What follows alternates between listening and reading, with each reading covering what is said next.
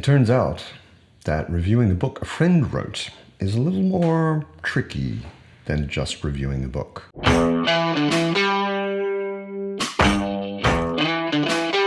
Thanks to everyone who throws their money into the bottomless pit that is my book buying habit. Hello, and welcome to Matt on Books, where I talk about fantasy mostly, science fiction sometimes, and comics occasionally. I'm reviewing today The Way of Edan by Philip Chase. YouTube phenomenon, Dr. Fantasy, friend of mine on BookTube, and it's his debut novel, self-published. I'm going to start with a maybe kind of long disclaimer. There are chapters. If you're not interested in the disclaimer, just skip over it. Philip Chase is a friend. He was on my first Friends on Books episode. He has been one of the most friendly and welcoming and funny and nice guys or people I've run into on BookTube. And we're in a buddy read right now, Book of the New Sun by Gene Wolfe. I've probably interacted more directly with Philip Chase than anybody else on BookTube, except maybe Tori. Therefore, I can't say that I'm objective in reading his book. I've been encouraging him and getting it published. I've been supportive of it eventually coming out, and I was super excited and bought it on pre-order and read it pretty much immediately, kind of torpedoing my TBR at the time. So, first of all, I don't really believe in objectivity. That's not how our brains work. Our brains are not actually capable, I think, of really being objective. We're influenced by all sorts of things.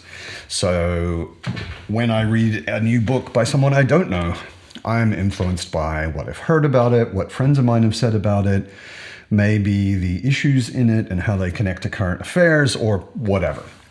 There are a million things that influence us. But more than usual, I think I'm probably not objective.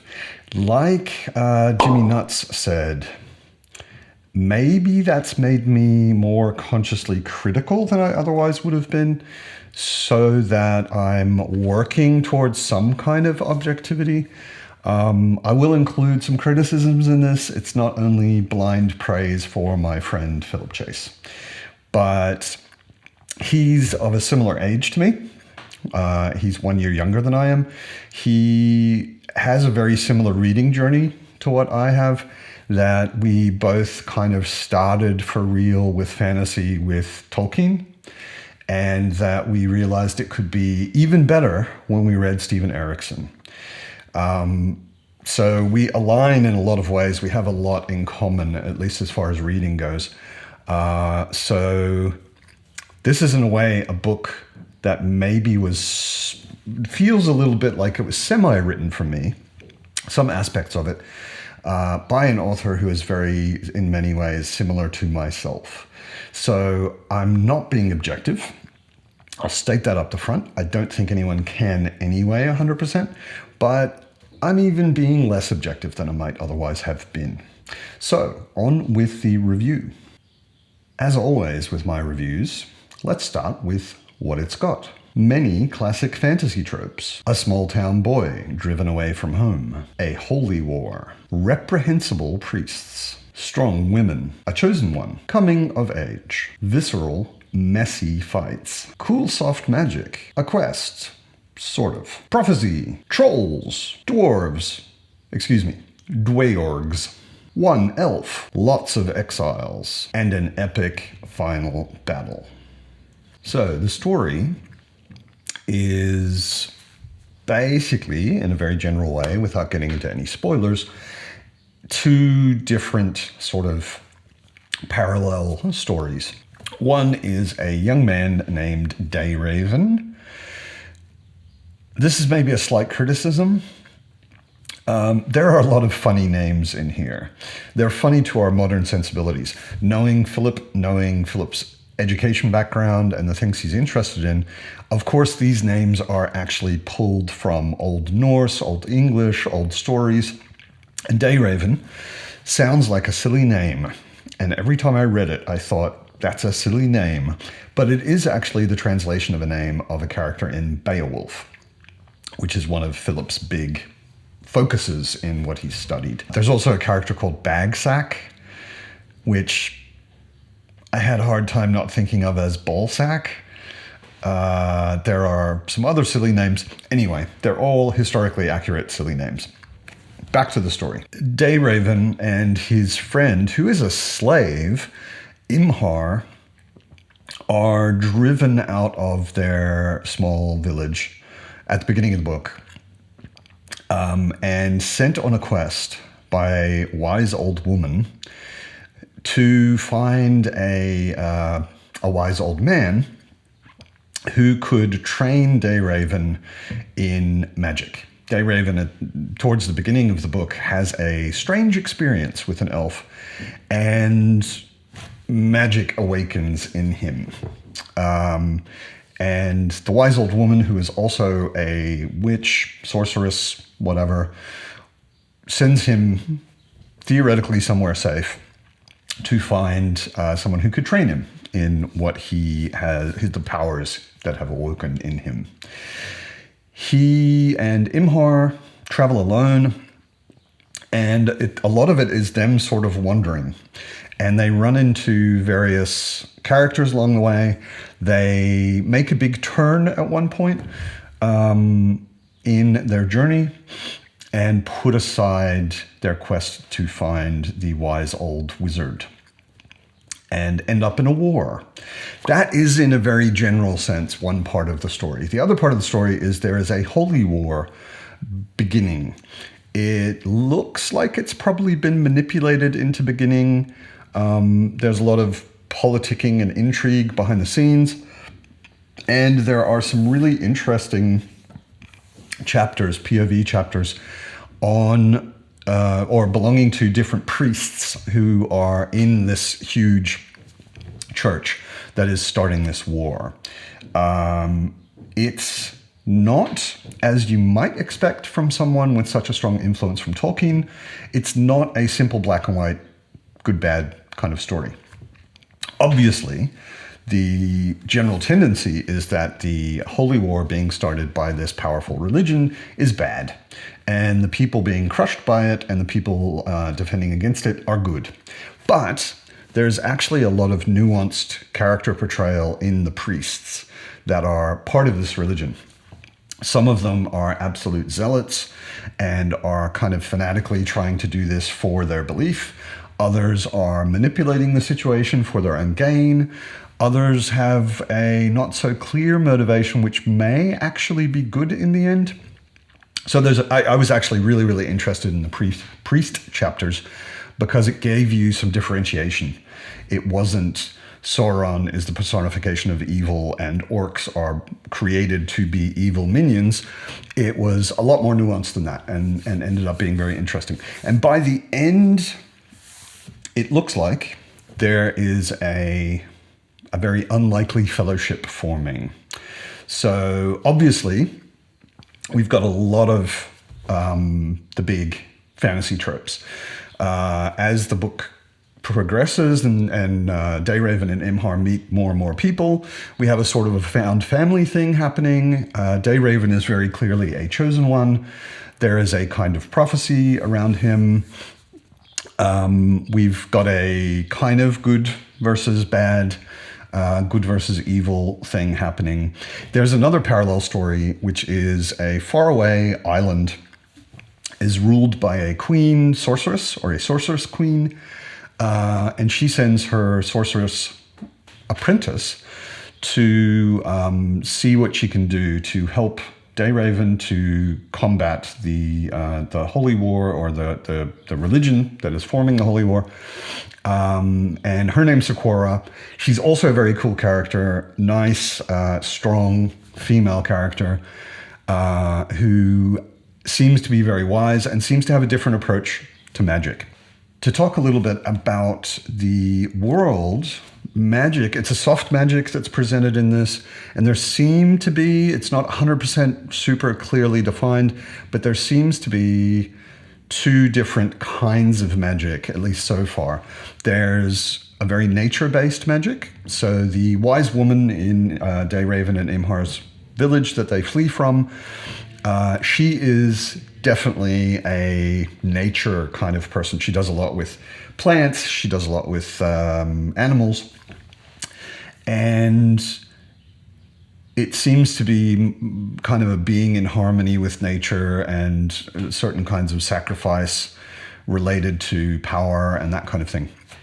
On the other side, there's the sorceress Sakura and her queen, where she comes from.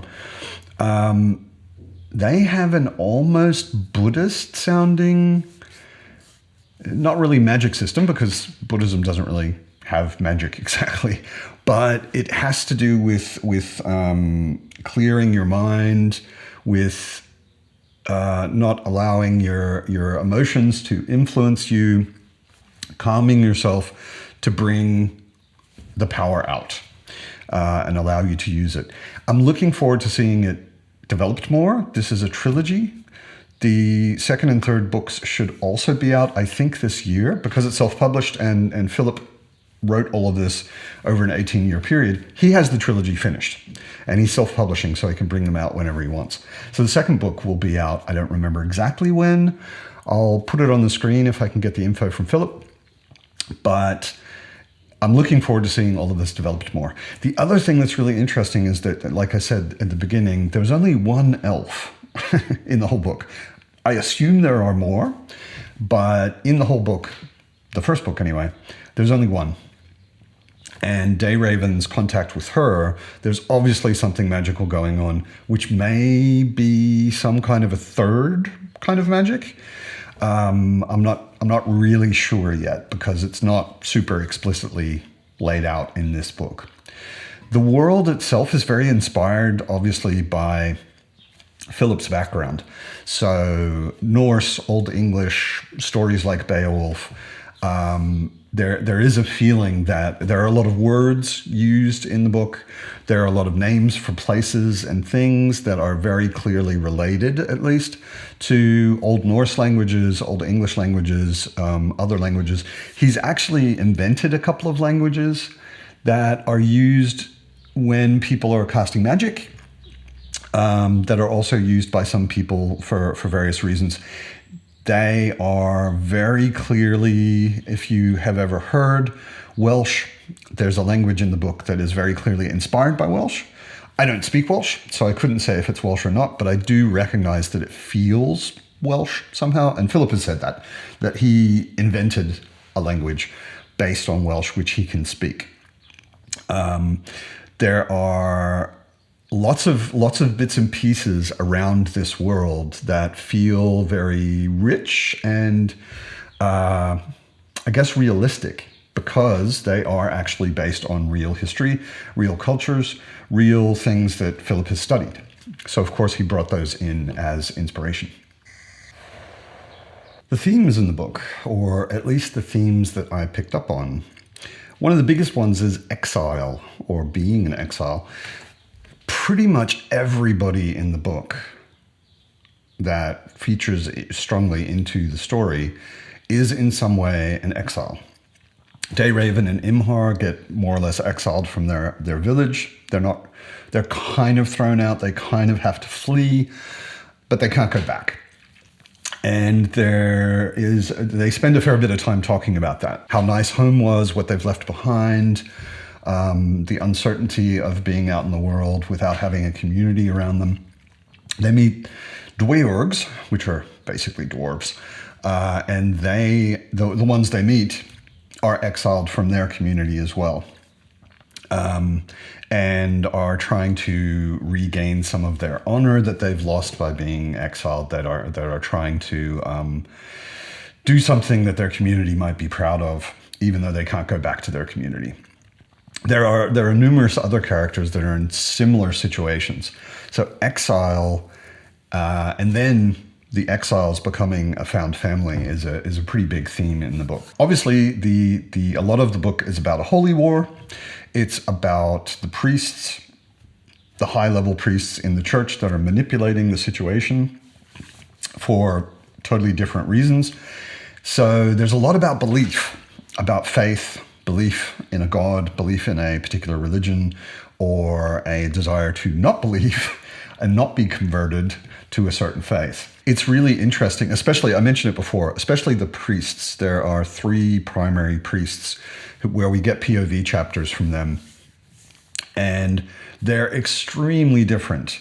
One of them, it seems to be, so far anyway, an absolute believer, a hardcore zealot who is doing this, he believes, actually for his God. There's another one who seems to be much more of an opportunist, who is in the situation he's in because he's manipulated a bunch of things, and as he's his involvement in this war is quite manipulative.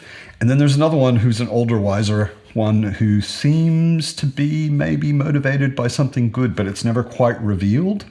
He's playing sort of both sides in a way. It seems like it's not 100% clear yet.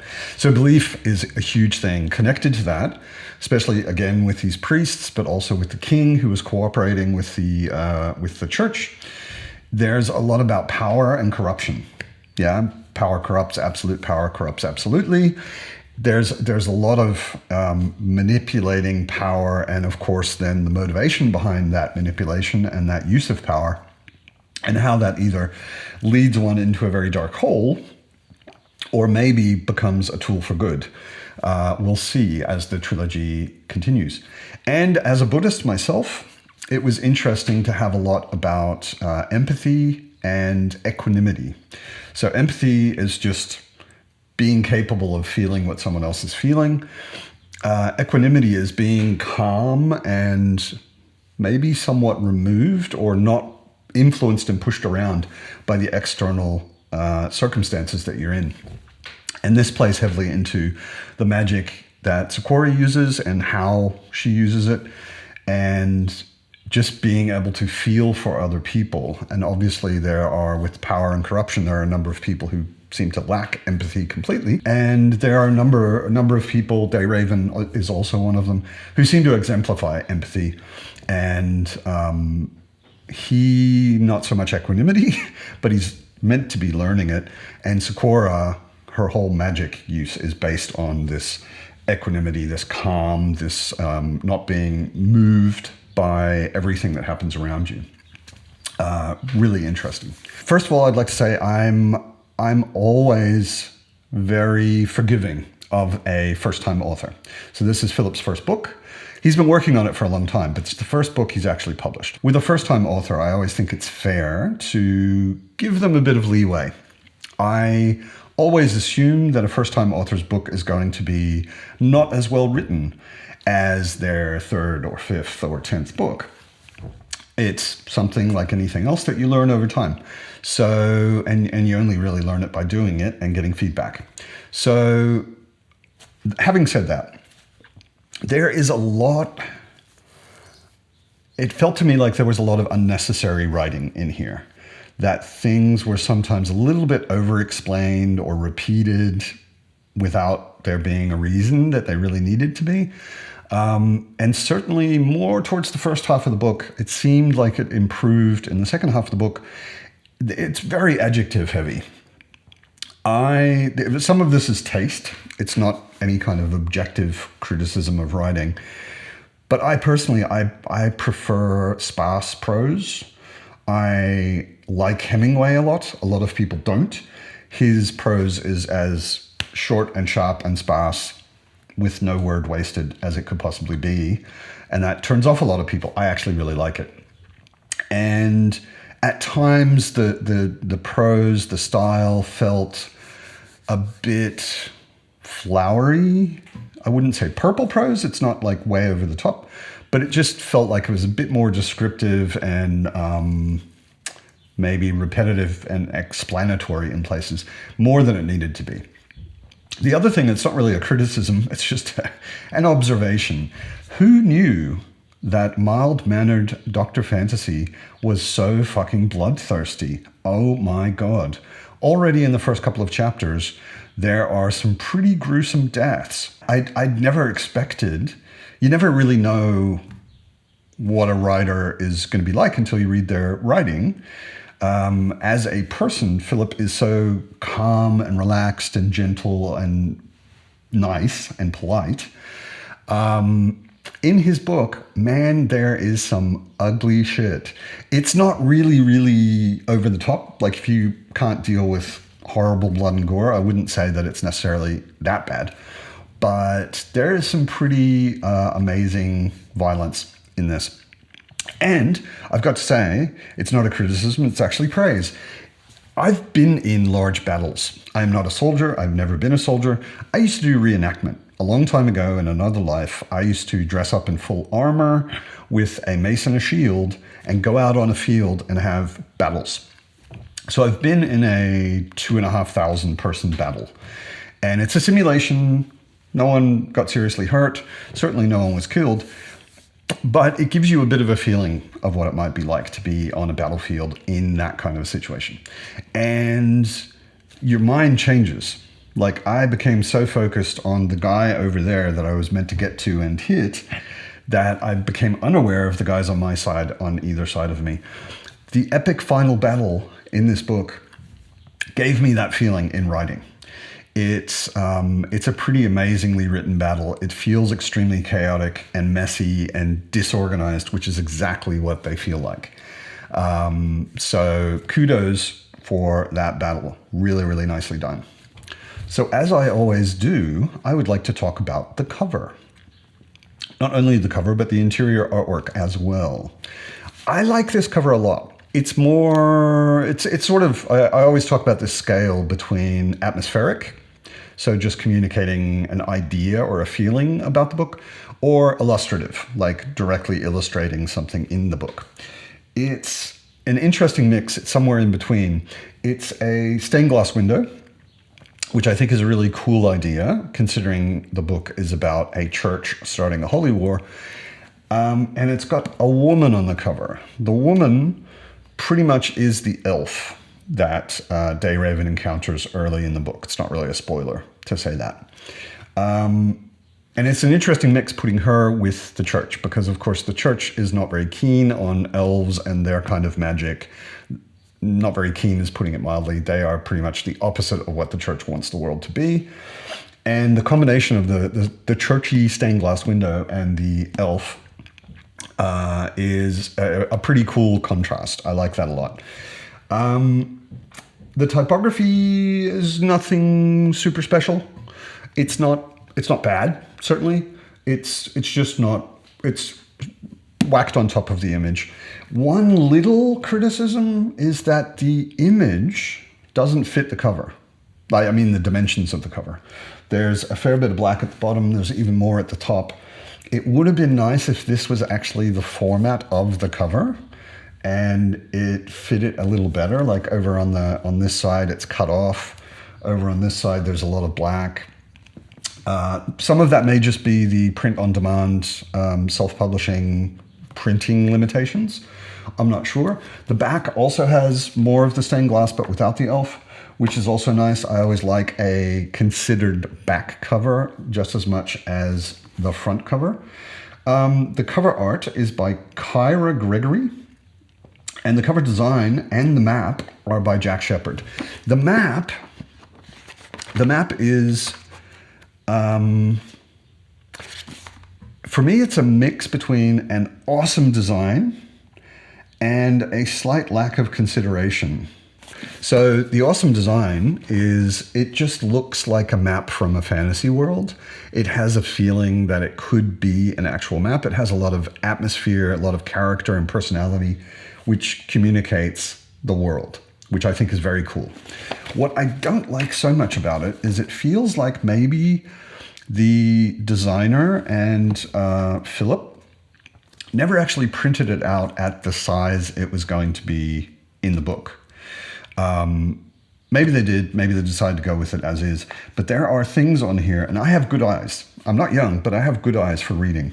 And there are things on here that, because of the funky font and because of the tiny size of the text, it's really hard to read some of these things.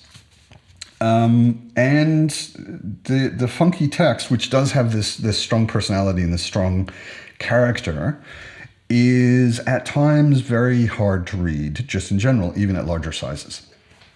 So maybe for the second and third one, a slightly fine-tuned map would not be a bad idea. But the overall impression that the map makes, I actually absolutely love.